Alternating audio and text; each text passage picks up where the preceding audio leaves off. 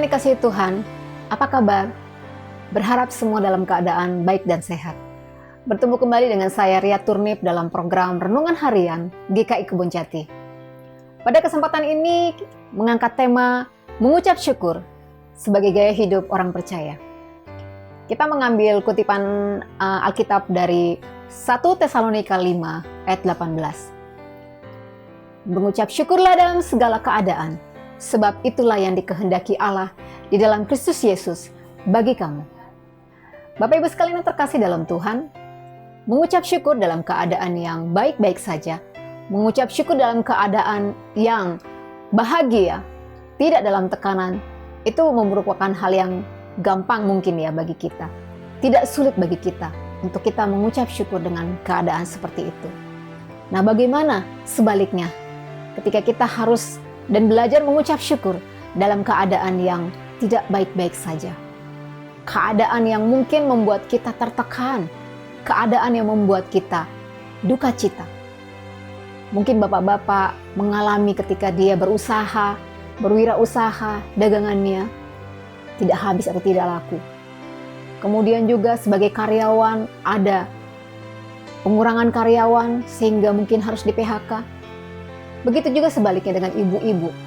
Di saat harga-harga melambung tinggi, dengan harga-harga sembako yang diperlukan memang setiap hari, itu jauh melebihi dari kemampuan. Dengan mungkin uang belanja yang cukup-cukupan atau pas-pasan. Akan berkata, bagaimana saya bisa mengucap syukur dengan keadaan seperti itu? Bapak Ibu sekalian, hari ini kita akan belajar dari firman Tuhan untuk kita belajar mengucap syukur dalam segala keadaan. Bukan hanya dengan keadaan yang baik-baik saja, tapi juga keadaan yang bagi kita mungkin tidak baik-baik saja.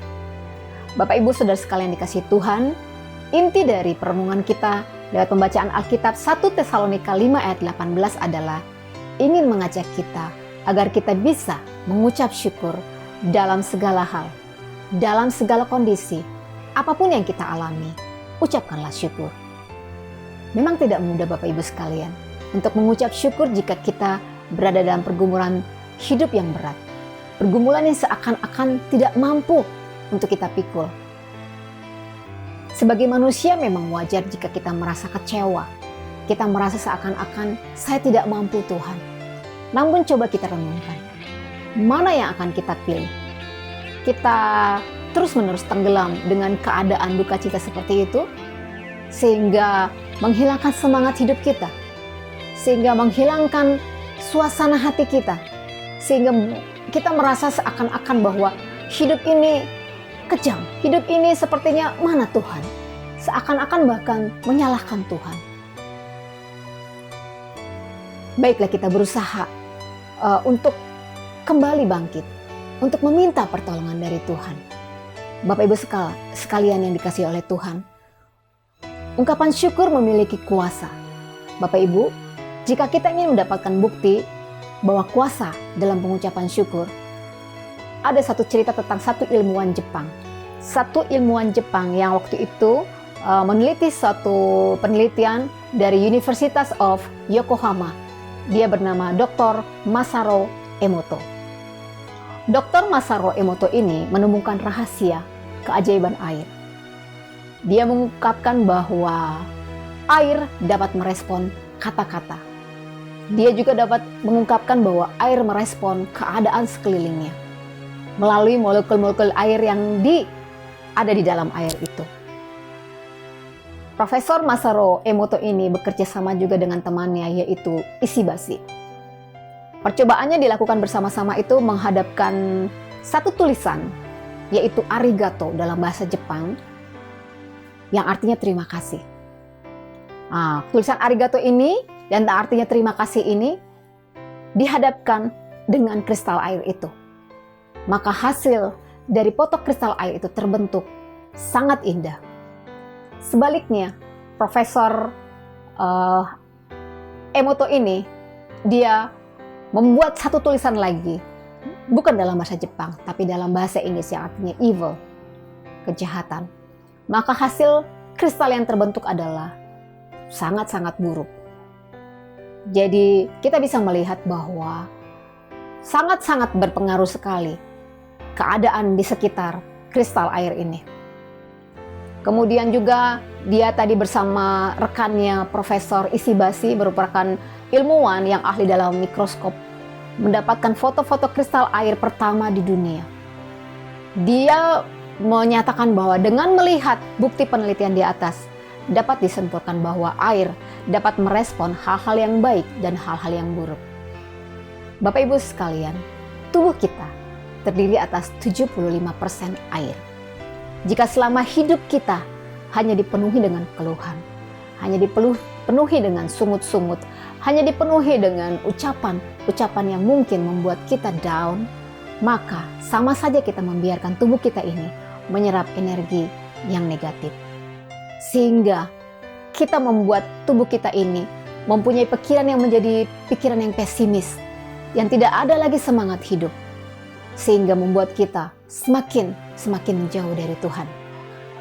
Bapak Ibu sekalian, sebelum Profesor Emoto ini melakukan suatu penelitian beribu-ribu tahun yang lalu, Tuhan Yesus sudah membuktikannya dengan dia membuat mujizat di saat dia mengucap syukur. Bapak Ibu sekalian, kita melihat dalam 6 ayat 41, ada kuasa di balik ucapan syukur. Pada saat itu dicatat bahwa Yesus melakukan mujizat yang besar, yaitu dengan hanya mengucap syukur. Dalam ayat tersebut dikatakan bahwa, dan setelah dia mengambil 5 roti dan 2 ikan, dia menengadahkan tangannya ke langit dan mengucap syukur berkat, lalu memecah roti itu dan memberikannya kepada murid-muridnya, supaya dibagi-bagikannya kepada orang-orang itu.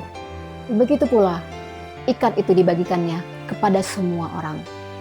Hanya dengan 5 roti dan 2 ikan, Tuhan mengucap syukur, mengucap berkat, maka hal yang besar, mujizat yang besar itu terjadi. Ribuan orang Tuhan beri makan dan tidak berkekurangan, bahkan berlebih. 12 bakul, 12 keranjang. Mujizat di balik ucapan syukur, kuasa di balik ucapan syukur. Bapak Ibu sekalian, apakah itu juga bisa terjadi pada kita? Jawabannya iya.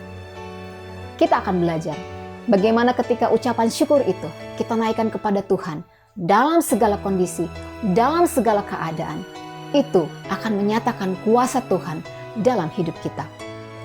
Ketika Tuhan Yesus mampu memberi makan 5.000 orang dengan hal yang kecil, dengan 5 roti dan 2 ikan, kita juga bisa mengalami hal-hal yang besar dalam hidup kita pada saat kita mengucap syukur. Bapak Ibu sekalian, oleh karena itu, jangan pernah kita berputus asa, jangan pernah kita menyerah. Jangan kita berkata, oh Tuhan, saya mempunyai masalah yang besar, saya tidak bisa melakukan apa-apa. Tetapi kita mau berkata kepada masalah kita, hai masalah, saya mempunyai Tuhan yang besar. Saya mengucap syukur buat setiap masalah yang saya hadapi, pergumulan yang saya hadapi. Saya percaya saya akan keluar sebagai pemenang. Tuhan yang punya kuasa pada saat kita mengucap syukur. Yakinlah Bapak Ibu sekalian bahwa ada Roh Kudus yang akan memberikan kekuatan kepada kita untuk kita sama-sama belajar mengucap syukur untuk menjadikan itu sebagai gaya hidup kita sehari-hari. Tidak peduli bagaimana keadaan kita, kondisi kita mau belajar untuk mengucap syukur. Jadi way of life kita, gaya hidup kita. Mari Bapak Ibu sekalian, terima kasih buat perhatiannya. Tuhan Yesus memberkati kita semua. Amin.